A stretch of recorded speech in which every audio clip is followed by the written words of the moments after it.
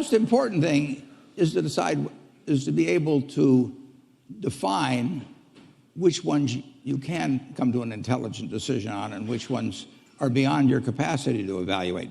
You don't have to be right about thousands and thousands and thousands of companies. You only have to be right about a couple. I met Bill Gates on July 5th, 1991. We were out in Seattle, and Bill said, "You've got to have a computer." And I said, "Why?" And he said, "You can do your income tax on it." I said, "I don't have any income. Berkshire doesn't pay a dividend." He said, "Well, you can keep track of your portfolio." And I said, "I only have one stock." I said, and he says, "It's going to change everything." And I said, "Well, will it change whether people chew gum?" And he said, "Well, probably not." And I said, "Well, will it change what kind of gum they chew?" And not. And I said, "Well, then I'll stick to chewing gum and you stick to computers." I don't have to understand all kinds of business. There's all kinds of business I don't understand. But there's thousands of opportunities there. I did understand the Bank of America, and I'll be able. I'm able to do that. I'm able to understand some given percentage. But Ted Williams wrote a book called The Science of Hitting, and in The Science of Hitting, he's got a diagram, shows him at the plate, and he's got the strike zone divided into 77 squares, each the size of a baseball. And he says, if I only swing at pitches in my sweet zone, which he shows there, and he has what his batting average would be, which is 400. If he had to swing at low outside pitches, but still in the strike zone, his average would be 230. He said the most important thing in hitting is waiting for the right pitch. Now, he was at a disadvantage because if the count was 0-2 or 1-2 or so on, even if that ball was down where he was only going to bat 230, he had to swing at it. In investing, there's no called strikes. People can throw Microsoft at me and, you name it, any stock, General Motors, and I don't have to swing.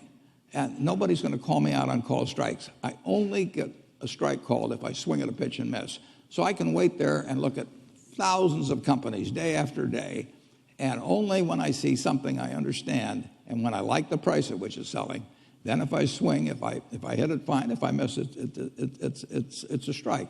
But it's an enormously advantageous game.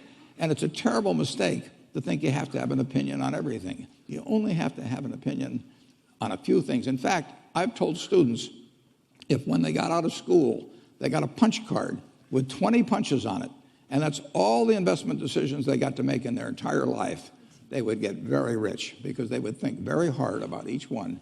And you don't need 20 right decisions to get very rich. 4 or 5 will probably do it over time. So I don't worry too much about the things I don't understand. If you understand some of these businesses that are coming along and can spot things on, if you can spot on Amazon, for example, it's a tremendous accomplishment what Jeff Bezos has done. And I tip my hat to him. He's a wonderful businessman. He's a good guy, too. But could I have anticipated that he would be the success and 10 others wouldn't be? I'm not good enough to do that. But fortunately, I don't have to. I don't have to form an opinion on Amazon. And I did form an opinion on the Bank of America, and I formed an opinion on Coca-Cola. Coca-Cola's been around since 1886. There's 1.8 billion 8-ounce servings of Coca-Cola products sold every day. Now, if you take 1 penny and get 1 penny extra, that's $18 million a day.